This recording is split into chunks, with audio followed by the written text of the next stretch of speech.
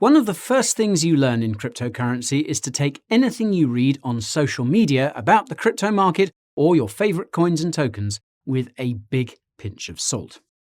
Naturally, there's no shortage of such things when the crypto market is crashing or when bad news comes out about a specific project, and they often add fuel to the fire. A team of researchers recently decided to find out exactly what these posts do to the mental health of crypto holders, and today I'm going to discuss what they found and how it's affecting the crypto market.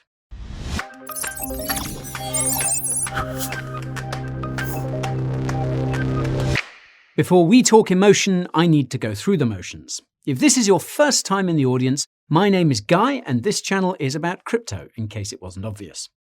My mission is to create crypto content that's so good it's ridiculous.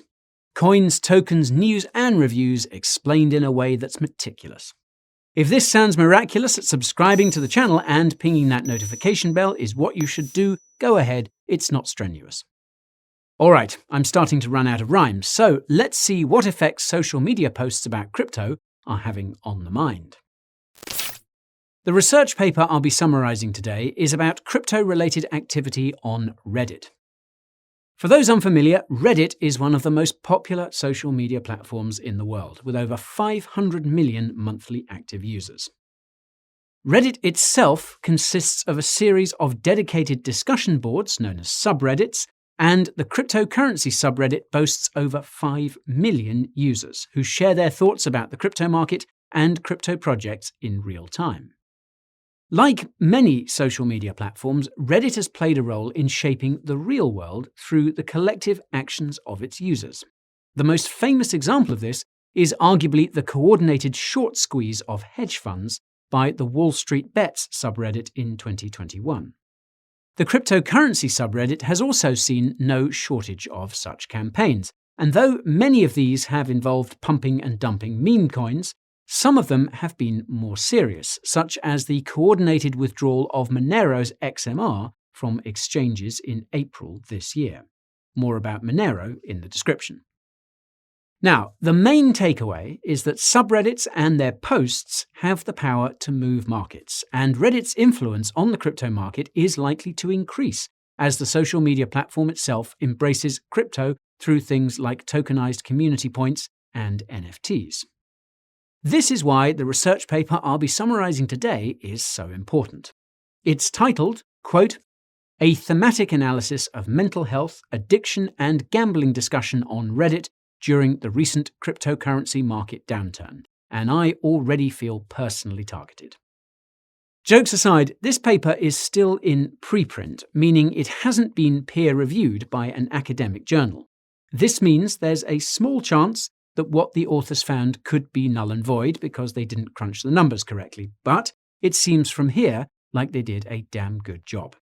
For anyone wondering, the paper was penned by researchers from the University of Queensland and the National Centre for Youth Substance Use, both of which are based in Australia. Based on the declaration section at the end of the paper, none of the authors hold any cryptocurrency. So, with that context out of the way, let's see what this research paper says about us crypto holders. Note that a link to the full paper will be down in the description if you're interested, and I'll give you my thoughts as we go along. The paper begins with a brief introduction, wherein the authors point out that the crypto market grew exponentially over the last 2 years, hitting a market cap of over $2 trillion in April last year. I'll quickly note that it's a bit odd that the authors chose this specific price and period, since the crypto market hit nearly $3 trillion in November last year. In any case, the authors go on to say that crypto's meteoric rise attracted millions of retail investors who were put at risk because crypto isn't sufficiently regulated. Fair, but I don't like where this is going.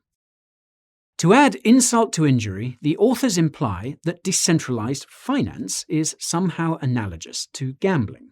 Now, don't get me wrong, there's no shortage of degeneracy in DeFi, but it's wrong to tar such an important crypto niche with such a broad brush. Given these alleged issues, the authors conclude that, quote, The potential for harm and economic loss of cryptocurrency trading and investment justifies further investigation into its relationship with mental health, and add that there isn't much research about the subject. The authors then reveal that, for the purpose of their study, they focused on the 22% drop the crypto market saw way back in January this year, and how users on the cryptocurrency subreddit reacted. Now, this is a little unfortunate, because if they'd waited until May, they would have had much better data about how the crypto community handles crashes, given Terra's implosion and all. More about that in the description. I digress. The authors then reveal that the cryptocurrency subreddit is the largest English cryptocurrency forum, which is news to me, but not all that surprising. The authors also specify that they'll be taking a qualitative rather than quantitative approach, which makes sense. For reference, qualitative involves looking more at the contents and categories rather than the raw numbers to draw conclusions. This ties into the second part of the paper, and that's the methodology, aka how the authors analyze the content of the cryptocurrency subreddit during the crypto market drawdown in January. The authors start by saying that they analyzed a whopping 1,315 threads on the cryptocurrency subreddit between the 3rd of January and the 4th of February. During this 1 month window, the crypto market dropped by nearly 25%, which is standard as far as crypto volatility goes. What's interesting is the authors note that, quote, this study received ethics exemption from the University of Queensland, as it did not include human participants and used publicly available data. Now, call me crazy, but this doesn't sound quite right. I mean, yes, there were no human participants, but you'd think that the people posting on Reddit would count as humans. And it's not just me either. Many of the reactions by users of the cryptocurrency subreddit to this study ask whether they're being used as lab rats, and even joke about posting nonsense to mess up future studies. In any case, the authors then explain that they filtered the 1,315 threads they collected using keywords related to mental health and gambling. This left them with 225 threads, which they reduced to 194 after removing duplicate threads and any threads without replies, and reduced the number further to 130 after removing any threads related to market analysis, news stories, or technical support. Now, I don't know who needs to hear it, but never, ever go to Reddit for technical support. Mark my words, you will lose your crypto or worse. Now, having identified the relevant threads, the next order of business was to analyze their contents, and by the sound of it, one of the authors was tasked with reading through every single thread and comment manually. Sounds like someone from our research team.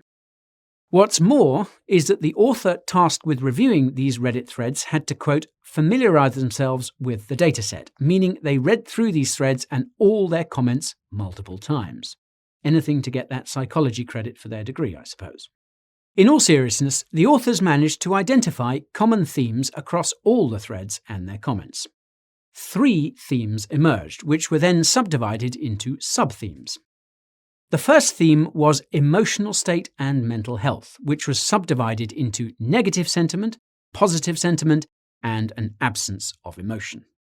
What's funny is that the recurring themes within these sub-themes were crypto investors being happy about buying the dip, while simultaneously being sad that they didn't have more money to buy the dip, something also pointed out in the subsequent reaction to the paper on the cryptocurrency subreddit. The second theme was strategies for coping, which was subdivided into reducing stress related to the current state of the crypto market and combating the urge to trade, presumably the urge to buy the dip. I was happy to see exercise as one of the recurring themes within these sub-themes. It's one of the many ways you can significantly reduce crypto-related stress, and you can find out what some of the other methods are using the link in the description. Now, the third theme was likeness to gambling, which was subdivided into fixation or addiction and risk perceptions of cryptocurrency. What's hilarious is that one of the recurring themes within these sub-themes was that, quote, life in general is a gamble, which is kind of true if you think about it. Another two recurring themes that stuck out to me were that crypto trading is gambling if you're using leverage, and that crypto investing is gambling if you're not doing your research. This is also very true, which is why you should check out our recent video about how to research cryptocurrencies during a bear market if you haven't already. That will be, of course, in the description. Anyways, the authors then take some time to showcase the results, including some of the threads and comments on the cryptocurrency subreddit that fell into the three categories of emotional state and mental health, strategies for coping, and likeness to gambling. The authors note that more than half of the 130 threads they analysed were about emotional state and mental health, and here are a few of the gems they found. Now, apologies in advance if you were one of the folks who posted these comments. If you were, drop a comment down below if you're brave enough to let us know. Quote, almost down 100k, close to 2x my yearly salary from a peak of 150k. Not going to sell now. I hate myself for not selling at the peak, but now it's too late. Sounds like my first time in crypto. On a more positive note, quote, while people are screaming and crying, I'm smiling and buying. I feel like a kid in a candy store with all these discounts. Can't decide what to FOMO in though. Speaking of feelings, the authors were surprised to find that the most common emotion associated with the crypto market crash was apathy at 44%. In other words, nearly half of the crypto holders and traders on the cryptocurrency subreddit were cool with the crash. For example, quote, ever since last May, when I experienced shock, I don't think a single dip has caused me to truly panic. I guess this anon didn't know that another bloody May was on its way, but I'm sure he or she handled it well. After all, quote, when you become emotionless about losing money, you're halfway to getting rich. I didn't know Warren Buffett was on the cryptocurrency subreddit. I hope you're enjoying it, sir. Now, another great comment was, quote, I honestly couldn't care about this dip because I'm bullish in crypto for the long term. It was never my intention to cash out in the short term. That reminds me of an important statistic, and that's that more than 50% of first-time crypto investors became hodlers. This was discovered by the Bank for International Settlements, which is one of the most anti-crypto institutions out there. More about that in the description. Anyhow, when it comes to the coping strategies employed by crypto holders, the threads and comments are basically what you would expect. Spend more time outdoors, do other things besides crypto, remember to take profits, and so on. One comment that stuck out to me was, quote, advising people to sell in red, I see. If you're thinking of selling in red, then you deserve all that emotional distress. Someone call the police because there's been a murder. Not literally, of course. Now, another comment that caught my eye was, quote, I try to follow this advice myself when I'm craving a rush. I'll try to do at least 30 minutes of cardio before making a trade. While it's not a dopamine hit, the endorphins help me clear my mind and reflect on if I'm making a good decision or FOMOing. Now, this actually ties into the video about crypto stress that I mentioned a few moments ago. If you're tired or hungry, you're more likely to act irrationally, and I reckon the same principle applies when you're feeling restless. Believe me, exercise does wonders for the brain. Now, in terms of the likeness to gambling theme, the authors found that there's lots of disagreement on the cryptocurrency subreddit about whether crypto investing is analogous to gambling. Some argue that all crypto investing is gambling, as exemplified by this comment. Quote, it's all a gamble. Every single crypto investment is a gamble, not matter if it's shitcoins or altcoins or Bitcoin or whatever. It is still a gamble, even with research. Anything can happen. Others argue that crypto isn't gambling at all, as exemplified by this opposing comment. Quote, anyone who says crypto is a gamble should read a book on finance and maybe get some online economy classes, because in no way it can be compared to betting or a casino. I reckon the truth is somewhere in the middle, as it really does depend on which crypto project we're talking about.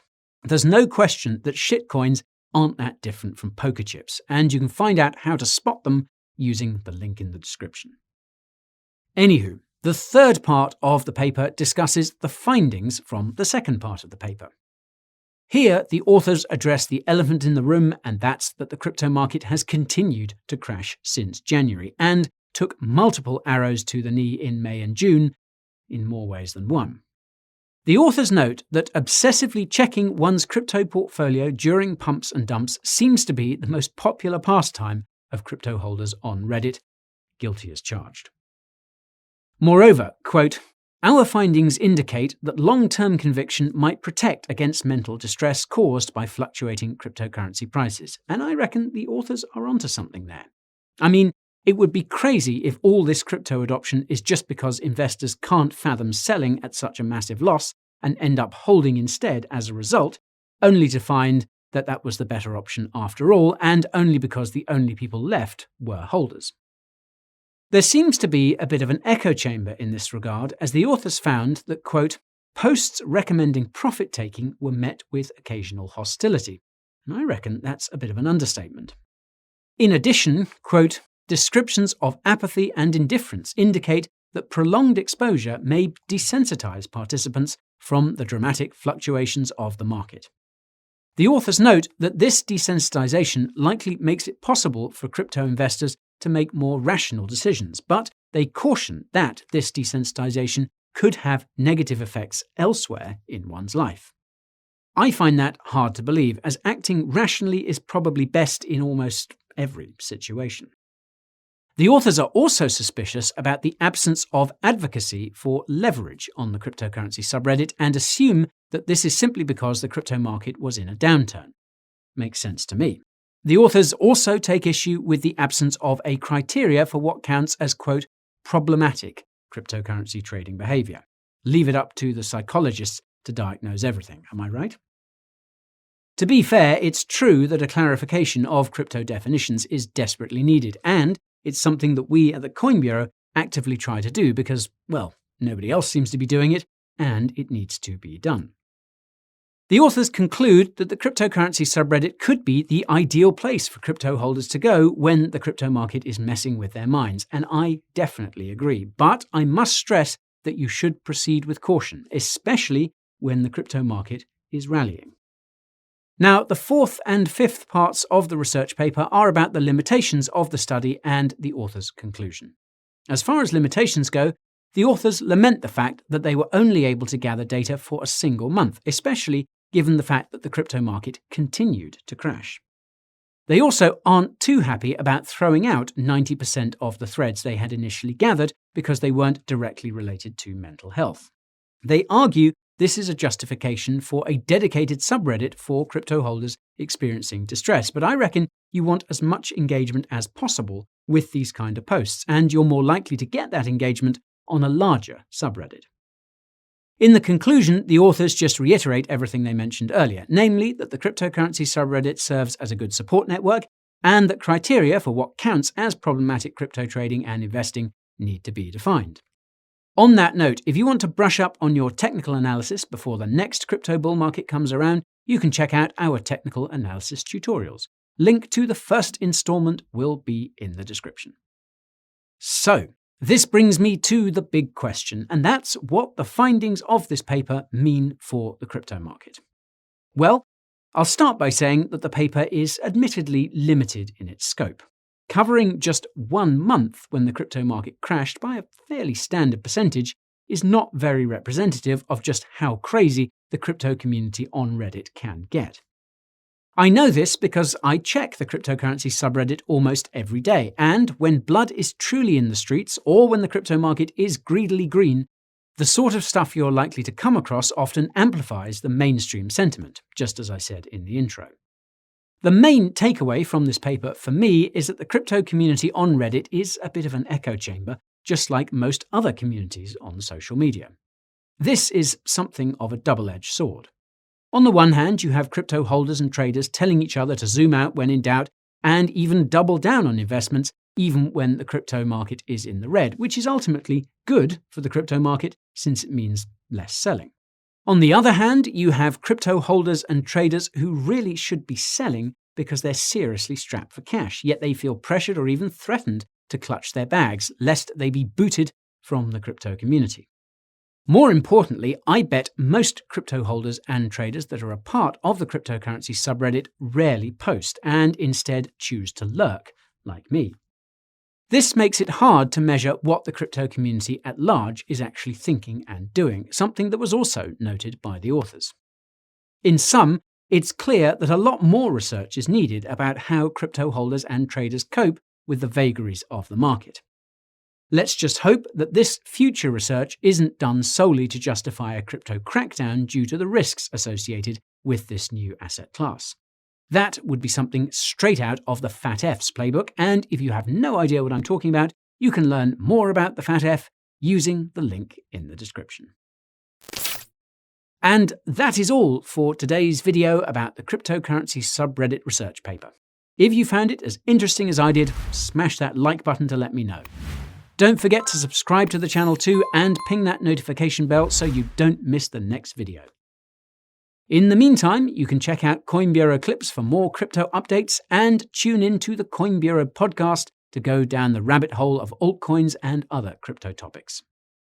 You can also follow me on Twitter, TikTok, and Instagram for memes and to peek behind the scenes, and you can join my Telegram channel for all the daily crypto updates you need. If you want to know what cryptos I hold as part of my portfolio, subscribe to my weekly newsletter. I also let you know what cryptos I'll be covering in upcoming videos. If you want to support the channel while looking slick for summer, head on over to the Coin Bureau merch store and get some crypto merch that suits you. You can find your way there and to all the other resources I just mentioned using the link in the description.